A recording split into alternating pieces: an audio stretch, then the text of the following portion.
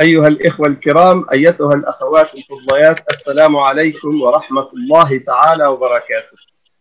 Je suis heureux de vous retrouver une deuxième fois dans notre série de causeries concernant l'histoire des musulmans en France ou l'histoire de l'islam en France ou l'histoire de l'islam et de la France. Nous avons débuté vendredi dernier avec une série de dates importantes. Bien sûr, quand on veut parler de l'histoire de l'islam a besoin de plusieurs années de cours, et l'histoire de la France encore d'autres années. Et si on veut réunir les deux, imaginez, il nous faut une décennie de conférences sans interruption pour pouvoir faire le tour de cette relation ô combien riche entre l'islam et la France. Bien sûr, c'est une relation un peu paradoxale, je vais un peu en parler, parce que la France c'est un pays, c'est une nation, et l'islam c'est une religion.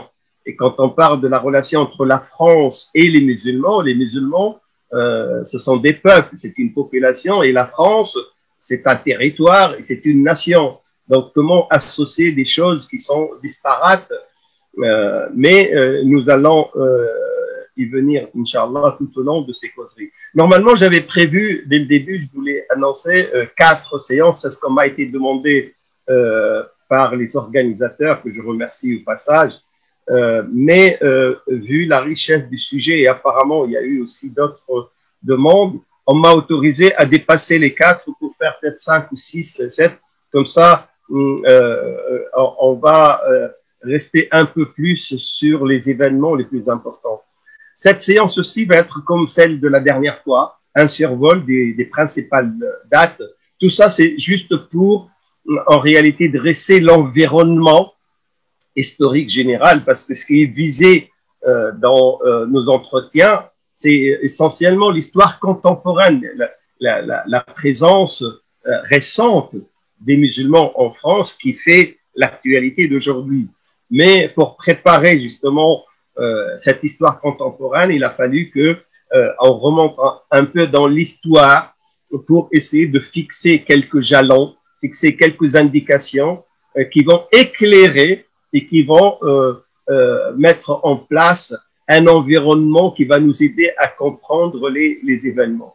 La dernière fois, j'ai commencé par je crois que je suis parti de l'an 313 par l'édit de Milan, lorsque Constantin est là, un édit de tolérance dans lequel Constantin a autorisé les chrétiens à pratiquer sans être inquiétés, l'Église sans être inquiétée à pratiquer son culte, parce qu'avant cette date, durant presque 3 siècles, les chrétiens étaient persécutés dans Rome, que ce soit en Palestine, que ce soit en Syrie, que ce soit en Asie mineure, la Turquie actuelle, ou alors en Grèce, ou bien sûr dans toute la partie occidentale de l'Europe.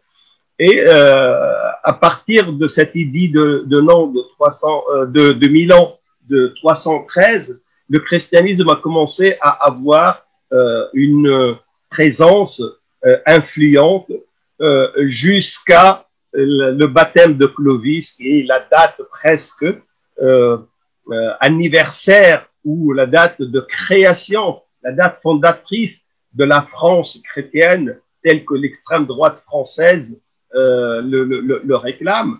Et puis on a survolé quelques principales dates, et je crois que je me suis arrêté sur une date anecdote, 1120, qui est la création de l'université de Paris.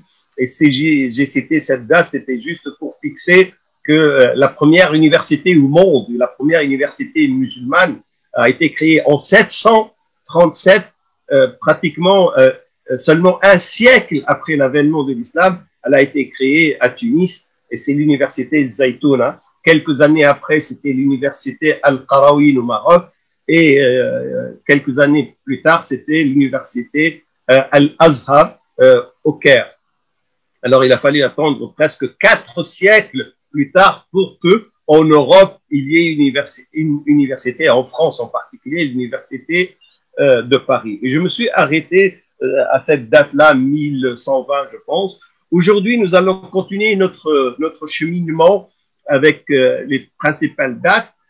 J'espère m'arrêter vers l'aube de la Deuxième Guerre mondiale, vers la Deuxième Guerre mondiale, même si j'aurais aimé consacrer beaucoup plus de temps à beaucoup plus de dates, surtout les dates de rencontres, les dates de traduction de l'œuvre musulmane par les prêtres et les rabbins, et qui a influencé et qui influence profondément la vie culturelle et la vie scientifique, académique de la France d'aujourd'hui, même si beaucoup de politiciens ou de journalistes ne le reconnaissent pas, mais tous les spécialistes témoignent de l'influence profonde, de la fécondation de la civilisation occidentale en général, française en particulier, par l'apport du savoir musulman. J'aurais aimé avoir beaucoup plus de temps pour détailler tout ça, mais peut-être que si j'arrive pas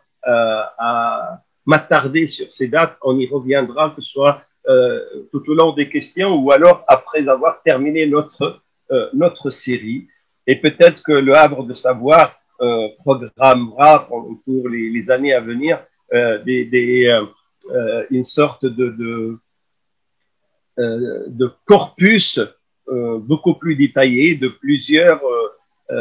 plusieurs séminaires sur ce sujet, parce qu'il est quand même très utile de maîtriser en tant que musulmans français. Nous avons la double casquette d'être des citoyens français et d'être des croyants musulmans. Et donc, il nous est demandé, il est obligatoire pour nous de maîtriser à la fois la civilisation occidentale, en général française en particulier, et la civilisation musulmane. Et ce genre de cours, même si l'histoire, elle est toujours lourde, même beaucoup de gens ne supportent pas de parler d'histoire, mais c'est important. C'est très utile pour comprendre la mécanique de l'actualité d'aujourd'hui. Vous savez, le passé, le présent et le futur, c'est un engrenage où chaque roue influence la roue à côté. Donc, comprendre le principe de fonctionnement de cet engrenage, comprendre le principe de cette machine, nous aide à comprendre l'actualité et surtout à essayer de entrevoir un peu le futur et l'avenir afin de prendre les bonnes décisions. Aujourd'hui, je vais débuter par on a vu la dernière fois 1096, le début de la première croisade. Il y a eu la deuxième croisade 1147. Et pourquoi je vais citer les dates des 8 croisades? Parce que les deux chocs extrêmement traumatisants dans l'imaginaire de la relation entre les musulmans et la France, c'est les croisades d'abord, et puis les guerres de colonisation et d'indépendance après. Et ces deux traumatismes qui ont duré pour les croisades plus de 2 siècles et pour la colonisation presque 1 siècle et demi, en tout cas la présence française en Algérie, elle a duré 130 ans, c'est ça qui me pousse à m'arrêter un tout petit peu et citer toutes ces dates de croisade parce qu'elles sont importantes. Alors qu'en 1147, il y a la deuxième croisade, en même temps, on a traduit le livre d'algèbre de l'Khawarizmi, ici en France, pour apprendre aux Français à compter, pour apprendre aux Français à faire des opérations de l'addition, de la soustraction, de la multiplication, parce qu'avec les chiffres romains et avec les règles de mathématiques et de calcul qui étaient disponibles à l'époque en France, il était impossible de résoudre les équations.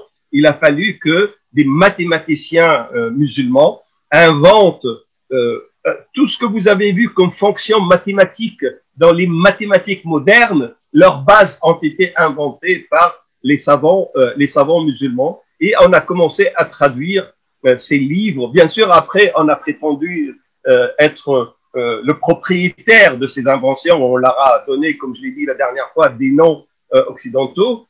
Mais bien sûr, l'histoire objective témoigne de la traduction du livre d'algèbre de Al-Khawarizmi dans la même année de la deuxième croisade qui est 1147. Je vais faire une petite parenthèse ici pour parler de deux sujets importants, les croisades et les traductions. Comme ça, je peux survoler vite fait après les autres dates sans m'attarder parce que ces deux remarques vont éclairer le pourquoi des croisades. Si je parle d'un traumatisme des croisades, parce que les croisades, ce n'est pas une expédition militaire, ce n'est pas une colonisation, on va dire, classique, une armée qui va, elle impose par la force sa volonté et elle instaure un pouvoir politique sur un territoire donné appartenant à une autre population. Les croisades, c'est une somme d'atrocités incroyables, et je cite les auteurs occidentaux. Les croisades, c'était un pillage systématique, c'était brûler et dévaster des cités entières, raser de la carte des villes entières, tuer hommes, femmes, enfants, animaux, brûler les plantations. C'était une barbarie que l'humanité a rarement vue. C'était des milliers de personnes qui sont brûlées vifs, des gens qui sont enterrés. C'était du cannibalisme. On a même pris des sarrasins, les musulmans, selon le vocabulaire de l'époque, on les a grillés sur du charbon, sur du feu, pour les manger après par les croisés. Donc c'est une atrocité incroyable. Et les musulmans étaient la cible potentielle, essentielle, mais ils n'étaient pas les seules victimes.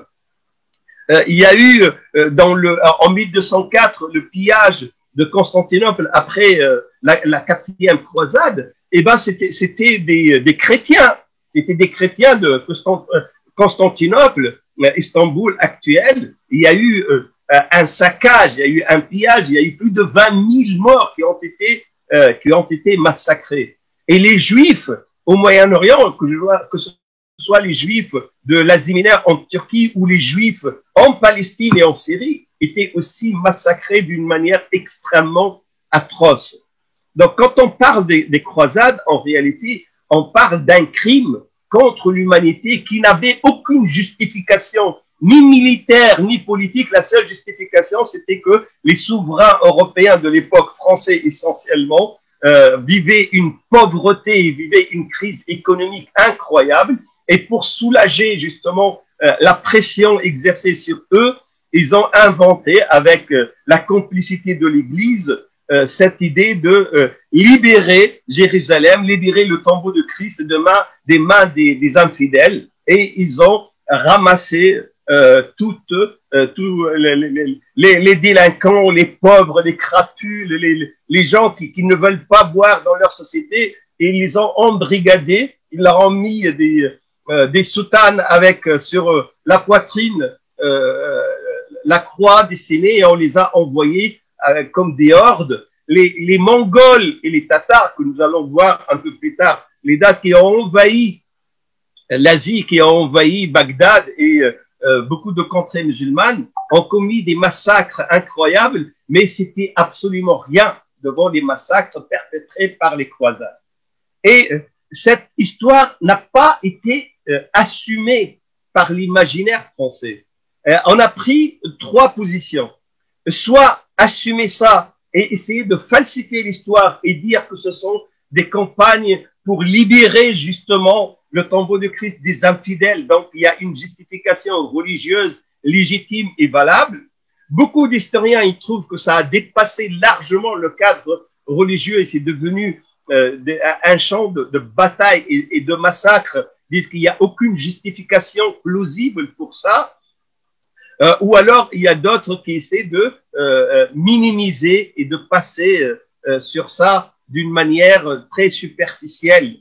Mais dans l'histoire, tous les livres d'histoire que j'ai regardés, toutes les recherches que j'ai faites, montre que on n'a pas encore, en réalité, écrit d'une manière historique, académique, objective, l'histoire de ces 8 campagnes, ces 8 croisades qui ont duré plus de 2 siècles et qui étaient destinées essentiellement au saccage, au pillage et au massacre des populations sarrasines, des populations musulmanes de l'époque.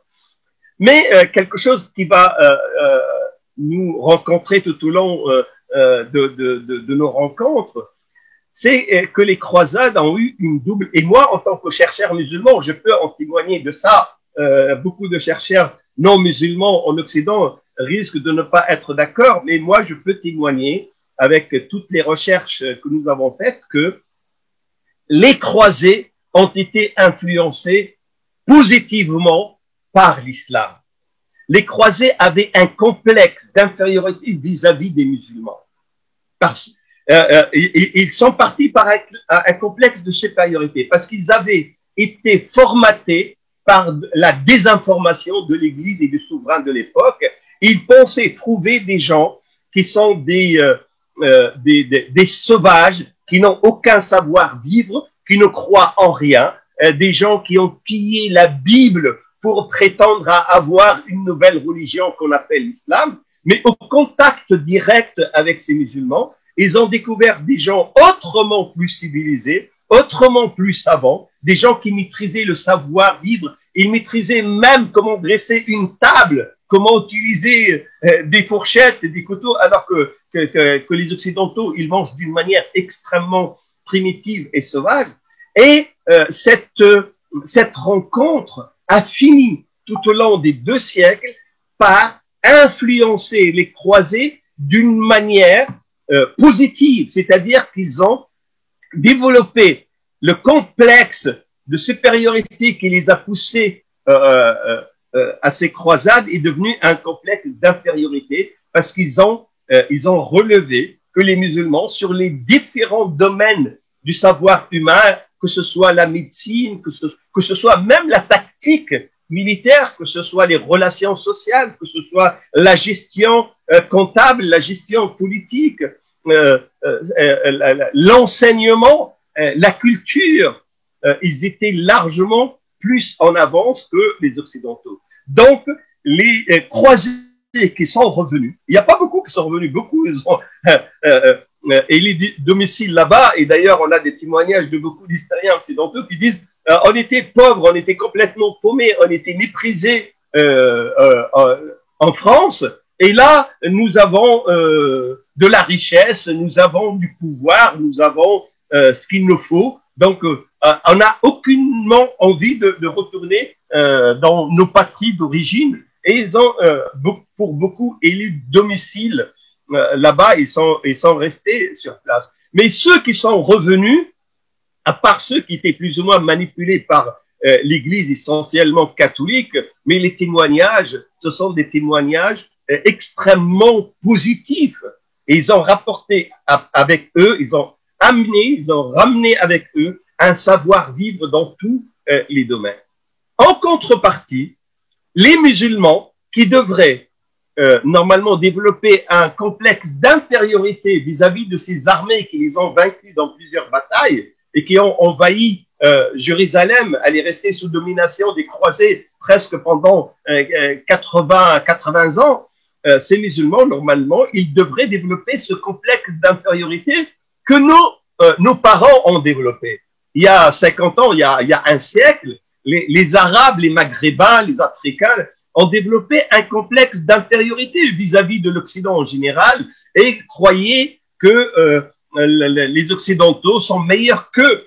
Et ce complexe persiste actuellement à tel point que même les normes d'esthétique de la beauté ont changé chez beaucoup d'Arabes. Et je vois, moi, dans le Maghreb, l'homme blond ou la femme blonde, c'est devenu la norme de la beauté. Alors que la norme objective, c'est la peau mate et les cheveux noirs, les yeux blancs et noirs, ça a été changé. Et quand on voit quelqu'un qui est blanc, eh ben c'est équivalent à quelqu'un qui est beau.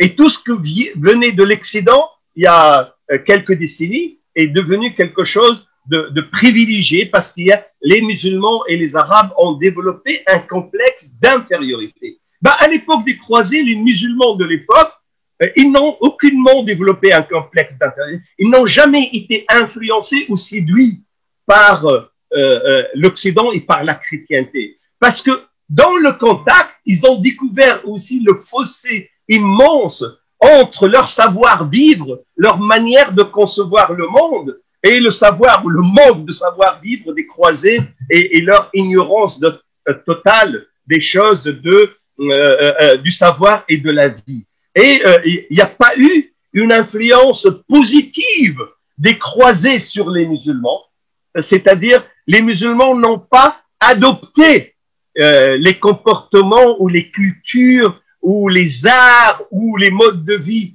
des croisés. Par contre, le contraire était vrai, ce sont les croisés qui ont adopté le mode de vie des musulmans. Et ce phénomène-là, c'est répété avec les Mongols, les Tatars aussi, ou comme on dit en Occident, les Tartares, eux aussi, ils sont rentrés dans le pays d'islam en tant qu'envahisseurs qui ne croyaient en rien, et ils sont repartis en tant que musulmans. Et c'est l'islam vaincu qui a pu vaincre par sa culture et par sa théologie, par sa spiritualité, les envahisseurs. Et c'est pour ça les croisades sont importantes, parce que c'est un pont culturel, c'est un pont spirituel, c'est un pont de savoir qui a profondément influencé l'Occident en général, la France en particulier, même si on n'a pas envie de le reconnaître.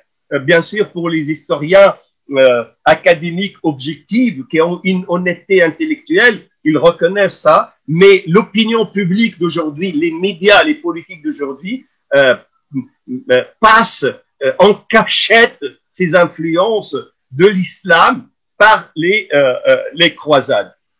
Ce qui est paradoxal, on part pour vaincre l'ennemi et on revient avec l'influence de l'ennemi sur nous. C'est en quelque sorte, dans le langage moderne, c'est presque le syndrome de Stockholm, mais c'est très important. Et nous allons le voir quand on va s'approcher de la présence actuelle des musulmans, que beaucoup de stéréotypes, beaucoup de réflexes de politique ou d'hommes de médias, en réalité, sont convoqués dans cet imaginaire qui a été fomenté, qui a été construit par l'influence des croisades. Ça, c'est la première parenthèse. La deuxième parenthèse importante, parce que ça va jalonner toutes nos causeries, concernant les traductions. Et là, c'est quelque chose de très important qu'on devrait faire. Je vais vous dire que en 1436, c'est une date que je vais citer tout à l'heure, Gutenberg, il a inventé l'imprimerie. Pourquoi c'est important? Parce que au Moyen-Âge, la population était ignorante. Pas la population. Les souverains, les rois étaient tous ignorants. Ils ne savaient ni lire ni écrire, mais on peut être analphabète, ne pas savoir lire et écrire et être un savant. Mais eux, ils étaient des ignorants. Ils ne savent ni lire, ni écrire, ni même comprendre les choses, mais ils ont hérité souvent la royauté, le gouvernement, par des filiations d'héritage et de noblesse, etc. Mais la population, la totalité de la population, était une population ignorante qui ne maîtrisait pas la lecture et l'écriture. Les seuls qui maîtrisaient ça, c'est le clerc. Ce sont les moines, ce sont les prêtres, les cardinaux, les évêques, c'est-à-dire les hommes d'église. Ils étaient les seuls à savoir. Ce sont eux les scribes qui écrivaient les livres, qui traduisaient, qui copiaient, que ce soit les livres saints, que ce soit les livres de la Bible ou les autres ordres administratifs. Il y a très très peu de laïcs, entre parenthèses, qui maîtrisaient la lecture et l'écriture. Donc, le seul vecteur du savoir de l'époque, c'est l'Église.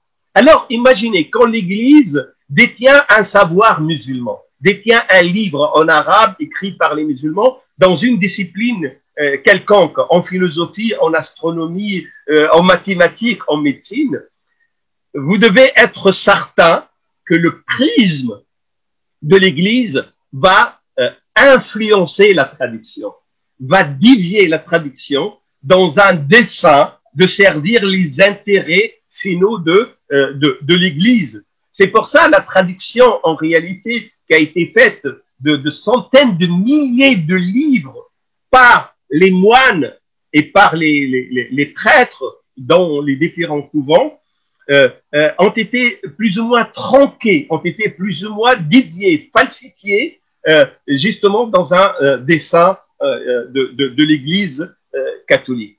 Mais la deuxième catégorie qui a traduit énormément de livres, ce sont les Juifs et les Juifs d'Espagne essentiellement. Il y a eu même une société, toute une dynastie de Juifs traducteurs qui a été mise en place. Et ces Juifs, même s'ils sont restés loyaux et fidèles à la dynastie musulmane, à l'empire musulman en Andalousie, mais n'empêche, poussés par les intérêts, poussés par les séquelles de l'histoire, eux aussi, ils n'ont pas transmis fidèlement tout le savoir musulman. Il y en a même qui ont prétendu, qui ont apposé leur nom sur des inventions musulmanes et qui ont apposé leur nom sur ça. Quand je parlerai de 1492, la découverte de l'Amérique, je détaille un peu plus ce phénomène. Il faut que je regarde, que je contrôle l'heure parce que je risque de rester longtemps à parler des parenthèses.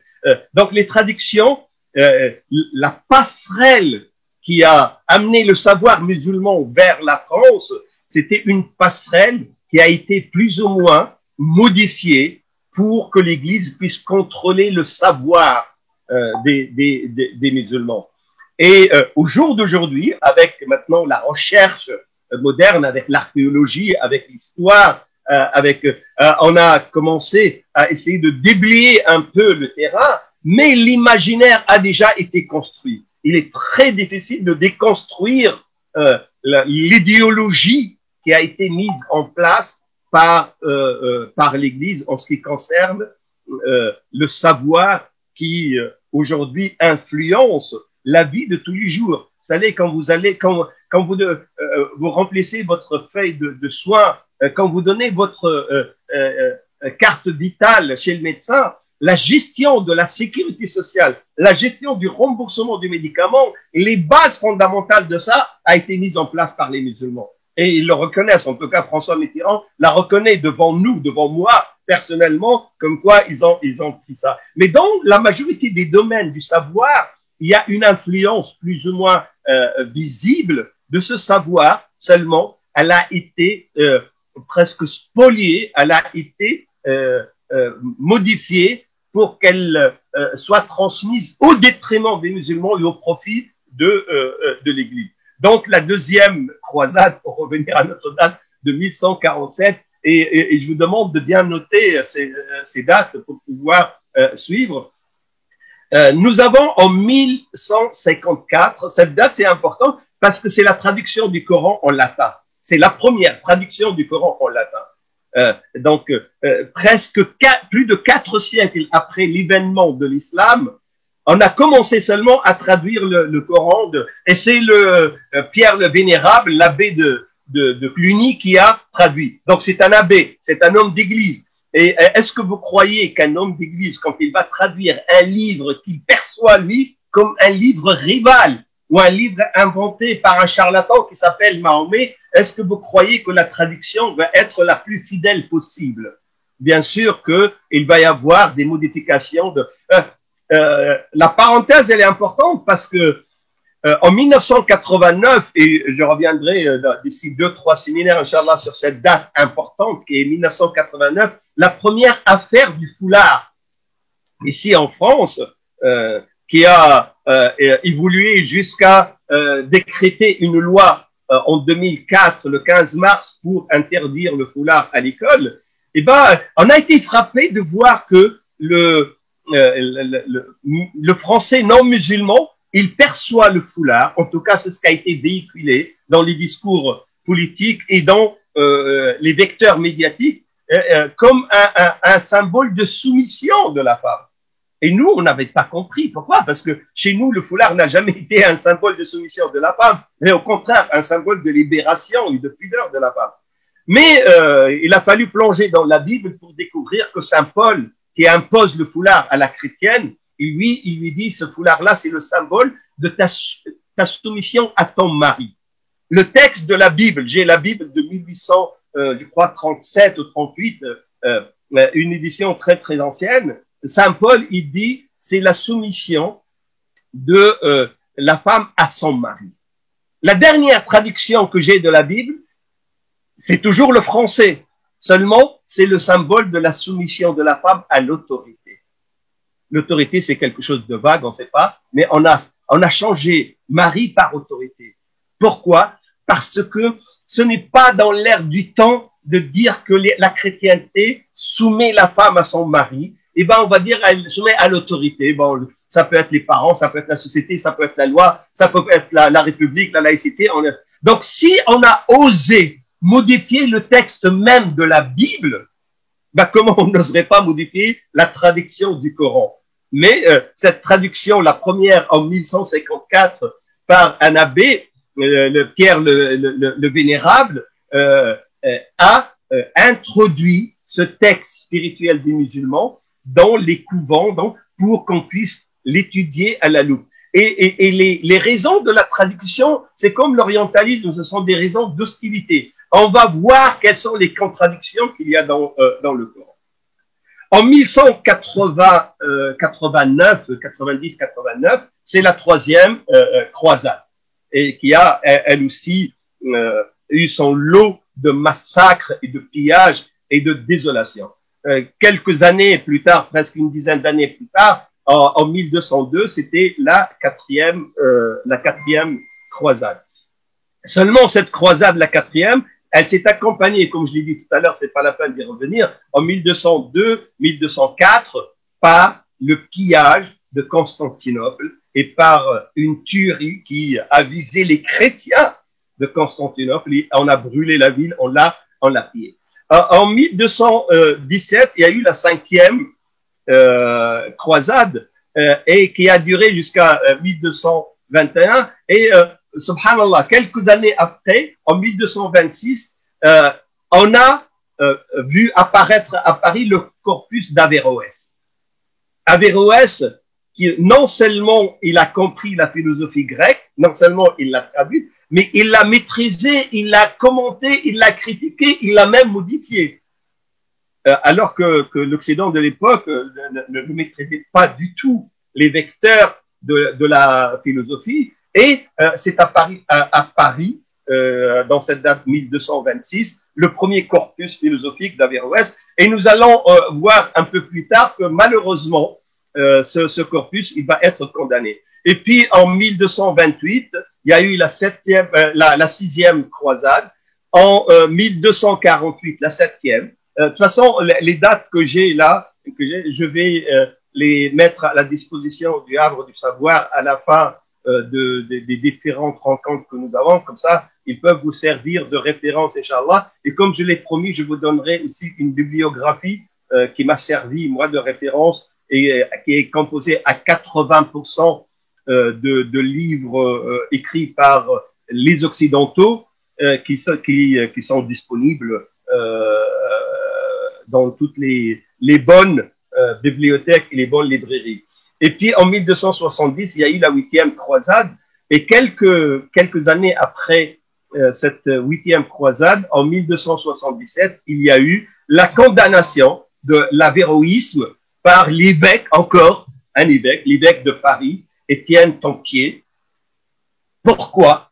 Parce que l'Église a vu que la philosophie d'Averroès, elle donne une place extrêmement importante à la raison. Il n'y a pas une guerre entre la religion et la raison.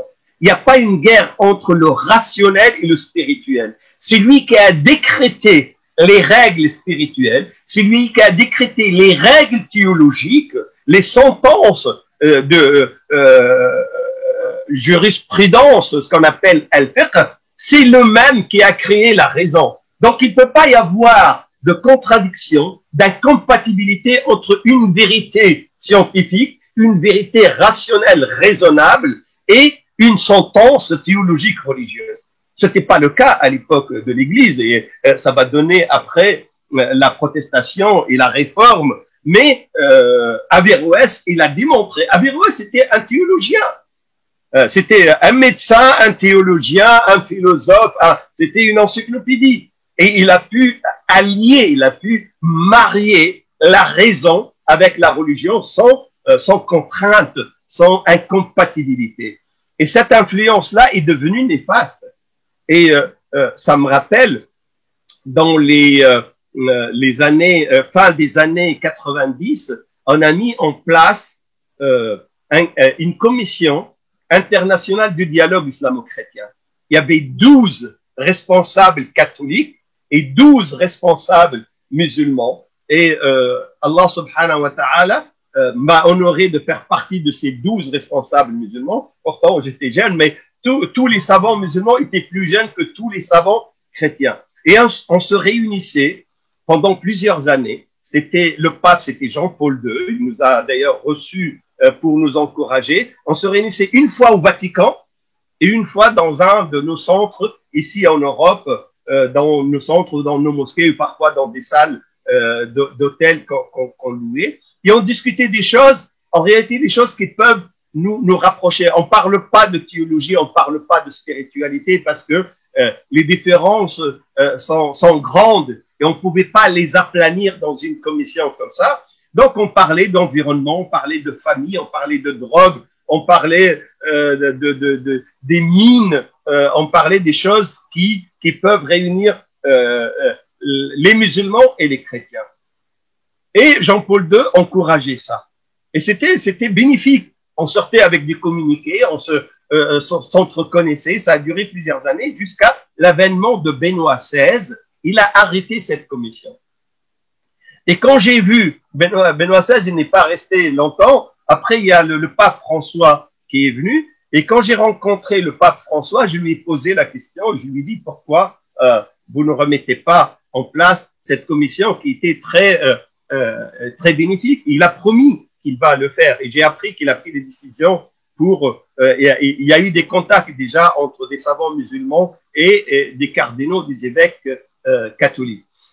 Mais j'ai demandé autour du pape François, surtout j'ai retrouvé des frères, on va dire catholiques qui étaient avec moi dans la commission avant que Benoît XVI la suspende, et j'ai posé la question.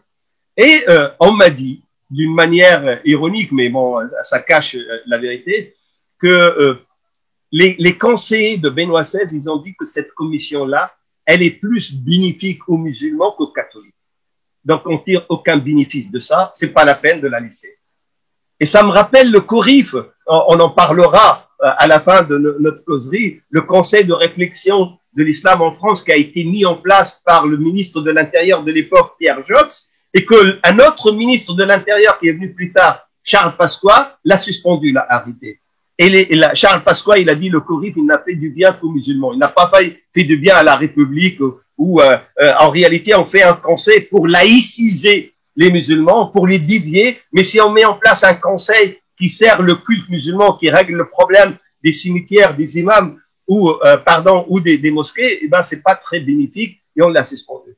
Vous voyez le même réflexe, c'était le réflexe de l'Église par la traduction, les traductions qui risquent d'influencer, le savoir qui risque d'ouvrir un peu l'horizon intellectuel pour les non-musulmans de l'époque, eh ben nous allons l'arrêter. C'est pour ça en 1277, il y a eu la condamnation, il y a eu l'interdiction de la philosophie d'Aristote et surtout d'Averroès par justement l'évêque de Paris de l'époque.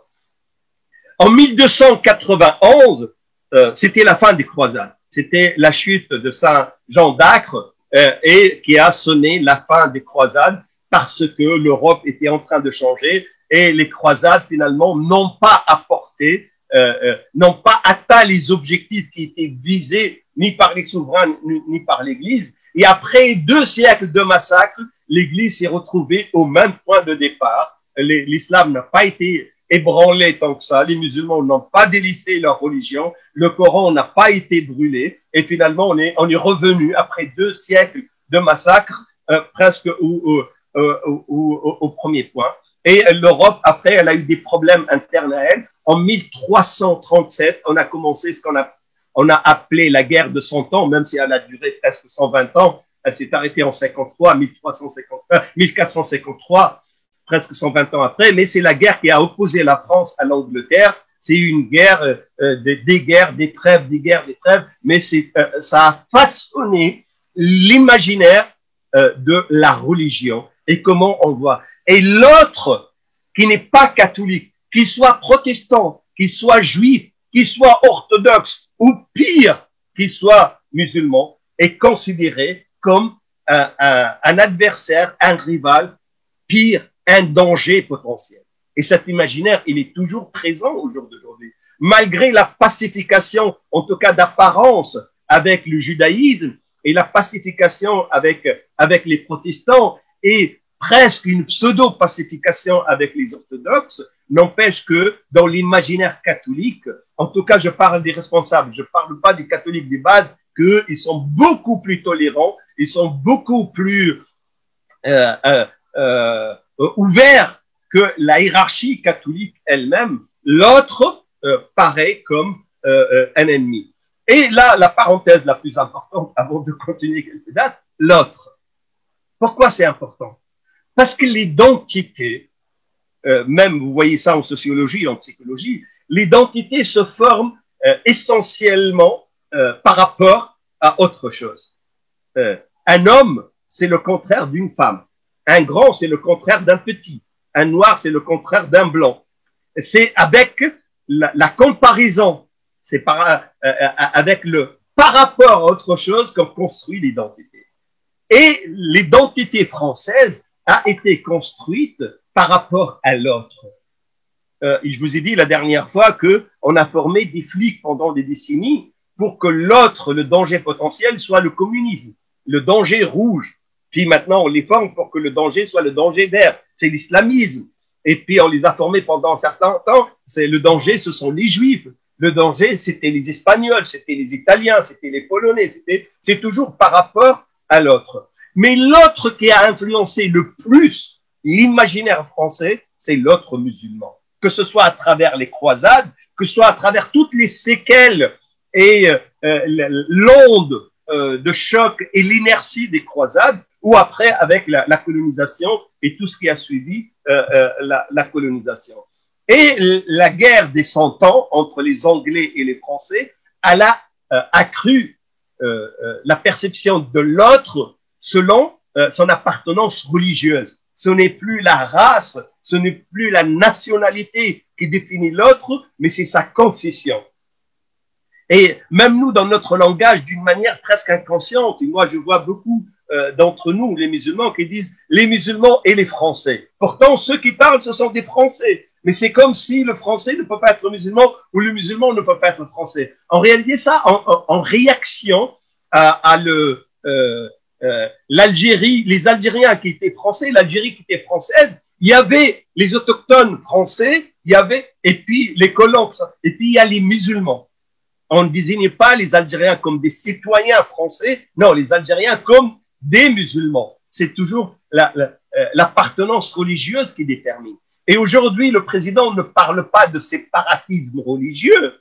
Il a essayé de camoufler ça quand il a été rappelé à l'ordre par le grand rabbin de France. Il a dit séparatisme, ça va nous toucher, nous les juifs. Quand il a parlé du séparatisme islamique ou islamiste et du radicalisme. On a inventé, on a été chercher dans le dictionnaire justement des catholicismes tous les adjectifs pour les coller à la réalité musulmane. Donc si j'ai cité la guerre religieuse de 100 ans entre Français et Anglais, parce qu'elle avait comme assise, elle avait comme justification, une justification plus religieuse que politique, même si ça a changé tout au long de l'histoire.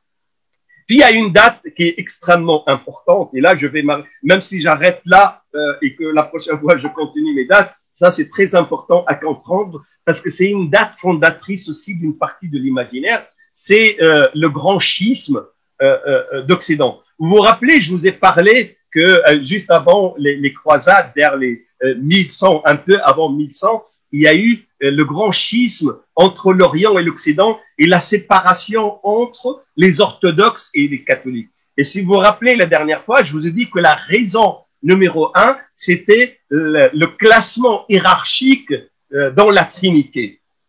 Normalement, à l'origine, il y avait le Père, le Saint-Esprit et le Fils.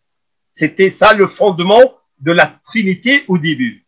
Et puis, vers l'an 1000, pour des raisons que les historiens vont peut-être dévoiler un jour, les chrétiens d'Occident ont décidé de mettre le Fils au-dessus du Saint-Esprit. On a changé l'ordre, le Père, le Fils et le Saint-Esprit.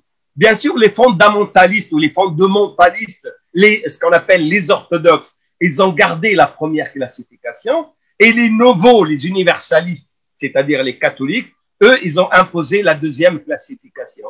Et il y a eu la séparation entre l'Orient et l'Occident, entre les orthodoxes et les catholiques, parce que chacun place le Fils à une place qui est différente. Eh ben, le grand schisme de 1300, qui a commencé en 1378, c'est en Occident, le schisme de l'Occident. C'est quoi le La société de l'époque était organisée selon 3 ordres. Et vous avez probablement étudié dans l'histoire ces 3 ordres. Il y a le clergé, et puis il y a la noblesse, et avec la noblesse, tous les seigneurs féodaux et tout. Et puis il y a la populace, le tiers-état, le reste du monde. Et puis cette classification, c'est une classification hiérarchique aussi d'importance, d'influence, même de mérite et de noblesse. Et c'était cet ordre-là. C'est comme en Inde, une sorte de caste. Il y a 3 castes, 3 classes. Le clergé, c'est-à-dire l'Église, avec ses évêques, ses cardinaux, ses moines, ses couvents, avec sa présence spirituelle qui commande absolument tout, avec son influence pour introniser ou non, accepter ou excommunier les gens à l'intérieur même de l'Église, des rois et des souverains. Et puis après, il y a les souverains, les rois, il y a les gouverneurs, il y a les nobles, les bourgeois, les seigneurs. Et puis en troisième partie, il y avait justement les gueux, la populace, le tiers-état. Quelques décennies après, ça a évolué. On a gardé pratiquement le même ordre, mais on a changé la nomination. On a dit ceux qui prient, c'est-à-dire le clergé, ceux qui combattent, c'est-à-dire l'armée, les seigneurs, les nobles, et ceux qui travaillent, c'est-à-dire la population. Donc on a juste changé la nomination de l'ordre.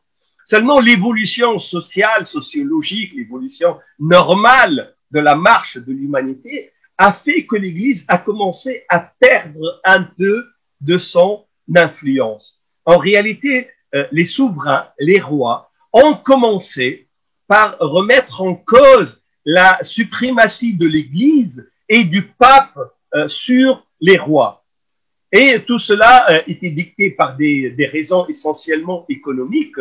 C'est que l'Église, elle prélève des taxes extrêmement lourdes de tout le monde, bien sûr de la population, mais aussi des seigneurs et des rois. Ils devraient payer une taxe, une sorte de dîme extrêmement lourde. Et quand les rois sont devant une difficulté financière, eh ben, soit ils refusent, au début ils retardent la paye à l'Église. Après, ils mettent en cause, ils essaient de négocier, et finalement, ils ont même refusé de payer ça. Ce qui fait que le roi qui ne veut plus payer cette dîme à l'Église, eh ben, le pape va le mettre au banc de la société et il va presque l'excommunier. Alors, qu'est-ce qu'ont fait les rois de l'époque, et surtout Philippe IV, qu'on appelle Philippe le Bel? Eh ben, lui, il a dit, si le pape qui est installé au Saint-Siège, qui est installé à Rome, m'impose une charge financière insupportable et en plus il prétend qu'il est au-dessus de moi, eh ben je vais faire un pape à moi. Et puis on a installé à Avignon pendant plus de 40 ans beaucoup plus de temps, mais en tout cas pendant 40 ans, il y a eu deux papes en même temps. On a installé un pape à Avignon. C'était au début, il n'y avait pas c'était le pape de Rome qui était installé à Avignon. Il n'y avait pas de pape. Après, on a fini par mettre deux papes en même temps. C'est ça qu'on appelle le schisme, la séparation en Occident. Et ce schisme-là, il a changé la donne parce qu'il a remis à jour la différence entre le spirituel et le temporel, entre le religieux et le politique. On a opéré par des guerres, par des lois, des guerres financières, des guerres diplomatiques qui ont perduré, et d'ailleurs qui perdurent même jusqu'à maintenant. Il y a encore des différends entre le gouvernement français et quelques dispositions du Vatican, la nomination des cardinaux, des évêques, etc., mais qui a duré jusqu'à pratiquement 1937 ou 1919, et le Vatican a coupé ses relations diplomatiques avec la France après la proclamation de la loi de 1905 de séparation, parce que le Vatican est senti lésé par cette loi. Mais la chose a commencé en 1378, lorsque le roi a commencé à prendre ses distances vis-à-vis du pape. Donc la politique a commencé à prendre ses distances vis-à-vis du religieux. Et puis après, la deuxième phase, c'est que le politique va être au-dessus du religieux. Et c'est ce qu'on voit aujourd'hui quand on nous parle d'islam politique. En réalité, on ne connaît rien. Ceux qui parlent de l'islam politique, du sommet de l'État au concierge de mon immeuble, ils ne connaissent rien de l'islam politique. Seulement, ils convoquent l'idée qu'ils ont, en réalité, de l'église politique. Ça, ils le maîtrisent parce que ça fait partie de leur logiciel, de leur ADN, le logiciel d'origine. Et ils convoquent en réalité cette guerre, ce grand schisme qui a donné le pas du politique sur le religieux. Bien sûr, en France, ça a fini d'une manière un peu particulière. Dans les autres pays, que ce soit aux États-Unis, que ce soit en Angleterre. En Angleterre, la reine, elle est aussi le chef de l'église anglicane. Aux États-Unis, on jure sur la Bible quand on fait son serment sur la Bible quand on prend la présidence, et on commence les discours officiels par prier Dieu pour protéger l'Amérique, quelque chose qui est un cauchemar ici en France, inimaginable qu'on cite Dieu dans un discours politique.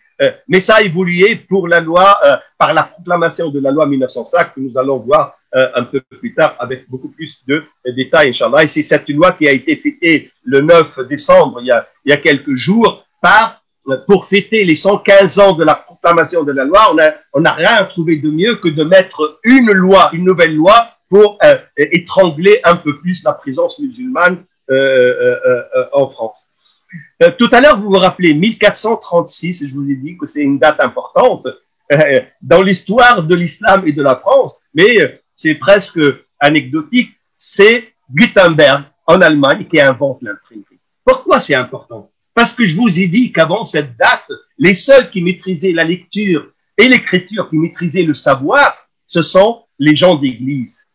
Quand Gutenberg il a inventé l'imprimerie, parce que pour avoir une Bible, vous savez, la Bible, elle peut faire jusqu'à 2000 pages.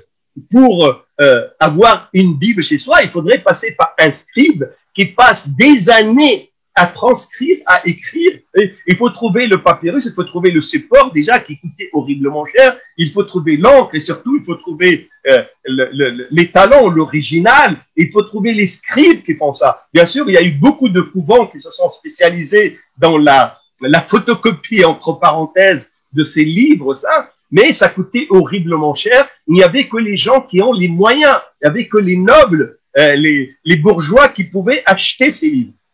Ils les achetaient, seulement ces bourgeois étaient ignorants. Ils ont des livres, mais ils ne savent pas les lire. Donc, on ne pouvait, et la population ne peut pas se permettre de mobiliser une grande partie de son budget pour acheter un livre, même si ce livre, c'est la Bible elle-même.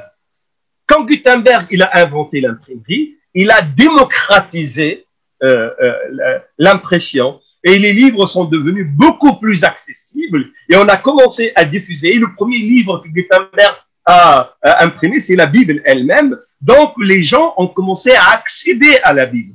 Et quand on accède à la Bible, quand tout le monde a des livres chez soi, et ben tout le monde va essayer de commencer à apprendre l'alphabet, et les gens ont commencé à maîtriser la lecture et l'écriture. Et quand on a commencé à lire la Bible, alors qu'on n'est pas homme d'église, on est monsieur tout le monde, on a découvert une différence fondamentale, flagrante, entre ce que raconte la Bible et les pratiques de l'église. Et ça a amené en 1517 à la réforme, à l'apparition de Luther, qui a remis en cause la papauté et l'Église catholique. Et bien sûr, c'était le début de la création du Coran protestant qui a vu le jour en Allemagne. Et pourquoi Luther, en 1517, il a commencé à... Parce qu'il a vu que la Bible, que le pape, le pape vendait des arpents de terre au paradis pour financer les caisses du Saint-Siège. Eh ben, on promettait à des catholiques d'absoudre leurs péchés moyennant un chèque d'une telle somme d'argent, et on leur dit, vous avez 1 hectare, 2 hectares, 3 hectares au paradis. Enfin, le paradis, la notion, elle a été prise chez les musulmans, mais le royaume de Dieu, le royaume céleste, c'est quelque chose, hein. Et puis Luther, il a dit que ça, c'est contraire aux prescriptions de la Bible, que ce soit l'Ancien Testament ou le Nouveau Testament, et il a protesté justement l'autorité, pas seulement l'autorité politique, mais l'autorité théologique même des catholiques de l'époque, et ça a donné justement cette séparation et l'apparition d'une nouvelle église qui est extrêmement importante. Entre 1517, l'apparition de Luther, et 1436, l'invention de l'imprimerie, deux dates importantes. En 1453, subhanallah, quand je regardais, vous savez, l'Église catholique, elle publie le catéchisme, il y a beaucoup de livres, comme nous avons, nous les musulmans, des livres d'éducation destinés aux enfants et des livres de vulgarisation de la religion, et ils mettent souvent les dates importantes, ils mettent l'apparition de l'islam, ils mettent la chute de Jérusalem, mais je n'ai trouvé dans aucun de ces livres la date de 1453, qui est une date extrêmement importante, qui est la prise de Constantinople par les Ottomans. C'est-à-dire les Ottomans musulmans, ils ont pris Constantinople et puis ils l'ont appelé Istanbul, et c'était Constantinople, c'est-à-dire la ville de Constantin. Ils l'ont appelé la ville de l'islam, Istanbul, qui est devenu Istanbul plus tard. C'était en 1453. C'est une date importante. Et puis je termine.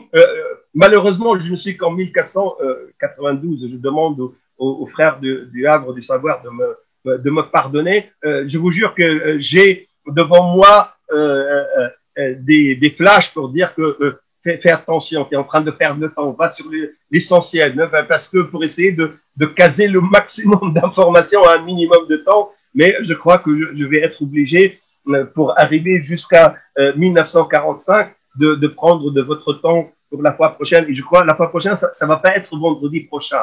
C'est vendredi dans 2 semaines où nous allons nous voir pour continuer ce survol-là qui va nous préparer justement à aborder d'une manière beaucoup plus détaillée et importante l'installation de la présence actuelle des musulmans. Et vous allez voir que la manière où vous mangez, la manière dont vous entendez France Info, vous regardez Antenne 2, vous protégez contre la Covid, vous allez voir qu'elle est très influencée d'une manière presque inconsciente de cette histoire de l'installation contemporaine des musulmans. Mais je vais terminer en tout cas cette première partie-là par une date importante qui est 1492. 1492, c'est une double date, une double importance.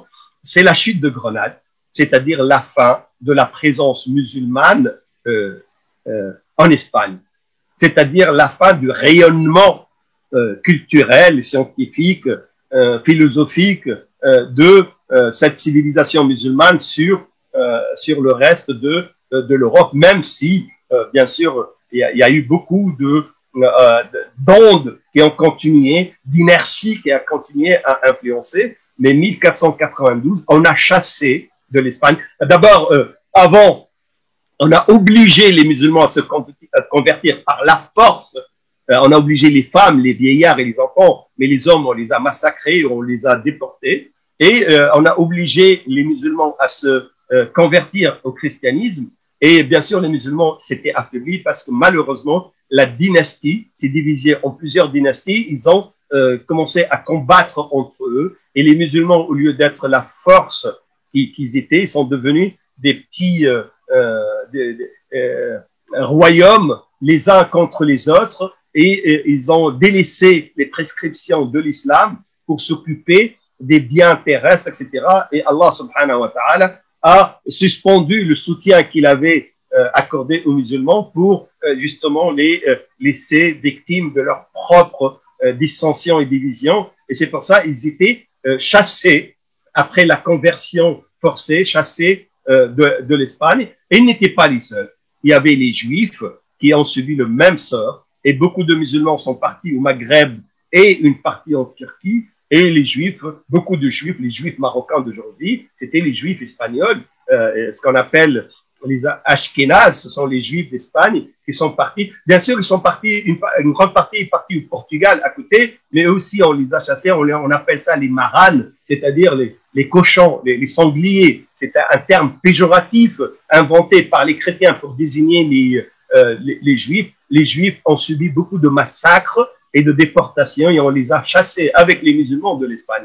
Donc 1492, qui est une date pour les catholiques de victoire, parce qu'on a chassé le dernier musulman de l'Espagne, c'est une date triste pour les musulmans. Et cette date aussi, c'est une date commune qui n'est pas perçue de la même manière de la part des musulmans ou de la part des non-musulmans en France. Mais 1492, c'était aussi la date de la découverte de l'Amérique, le Nouveau Monde. Et c'est une date importante pour autre chose que symbolique. Vous m'avez peut-être entendu parler de ça dans mes différentes conférences. C'est que comme les musulmans ont été affaiblis politiquement, mais c'était eux qui maîtrisaient la technique dans tous les domaines, y compris la navigation. Les marins musulmans étaient les mieux formés et les cartes dressées par les amiraux musulmans et par les géographes musulmans, c'était les cartes les plus précises. Seulement quand les musulmans ont été affaiblis, on a pris la carte du monde là et puis on l'a tournée comme ça pour que l'Afrique qui était en haut devienne en bas et l'Europe qui était en bas devienne... C'est-à-dire le Nord qui était en bas pendant toute l'histoire de l'humanité jusqu'à ce que les Portugais maîtrisent la navigation et ce sont eux qui ont tourné la carte pour que le Nord soit en haut et le Sud soit en bas. Ça, c'est la première conséquence de 1492.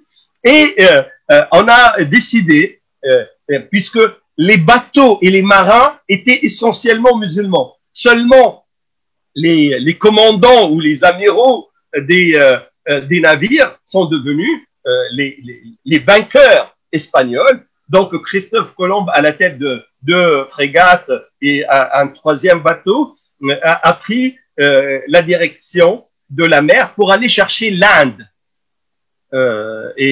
Après plusieurs semaines de navigation, il a trouvé une terre, les Caraïbes, les îles des Caraïbes. Il a pensé que c'était l'Inde. Et c'est pour ça les habitants qu'il a trouvés là-bas, on les a appelés les Indiens.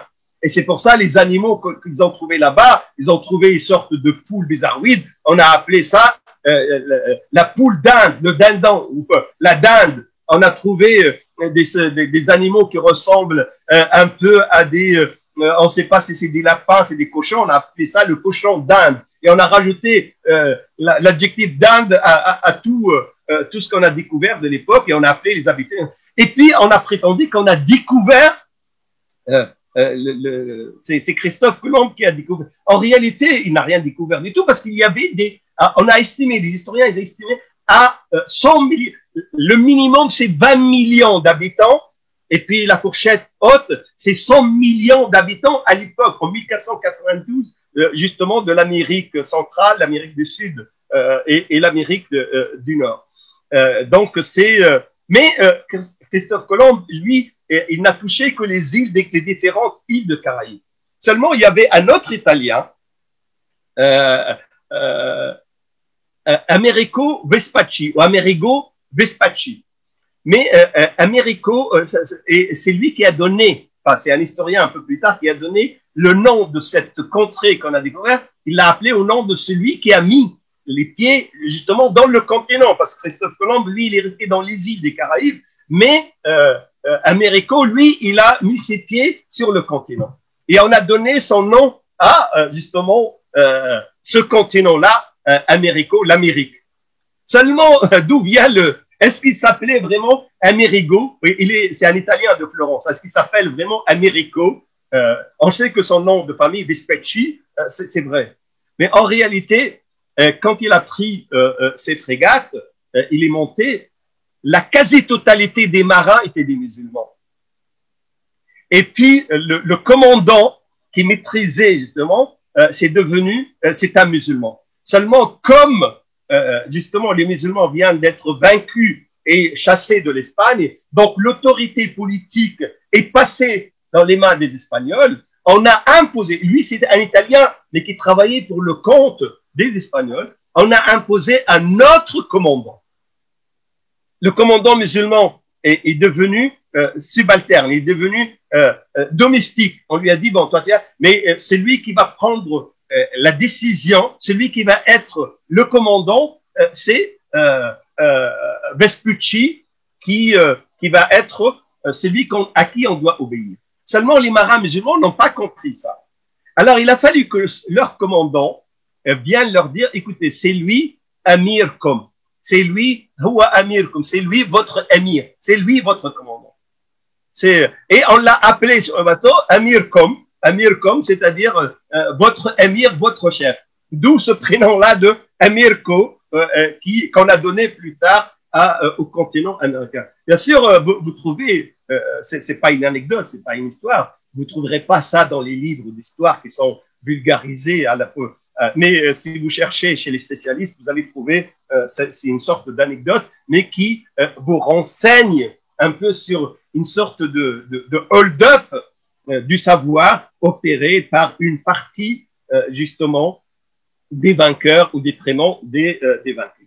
Et la prochaine fois, je commencerai par vous parler de 1517, un peu plus, Luther et l'invention de cette protestation ou la réforme qui a divisé l'Église et qui va malheureusement un peu plus tard déboucher sur la Sainte Barthélemy, puisqu'il y en a quelques-uns qui m'ont posé la question. Nous allons voir en 1572 ce massacre immonde qui a été perpétré contre les protestants à Paris, dans une vingtaine de villes. On dit que le nombre de protestants qui ont été massacrés, ils étaient dénudés, compilés, des corps nus comme ça, il avoisine les 30 000 personnes. Et on a commencé bien sûr par les nobles, on a commencé par les chefs, par les militaires, et il y avait la complicité de Catherine de Médicis et de son fils Charles IX.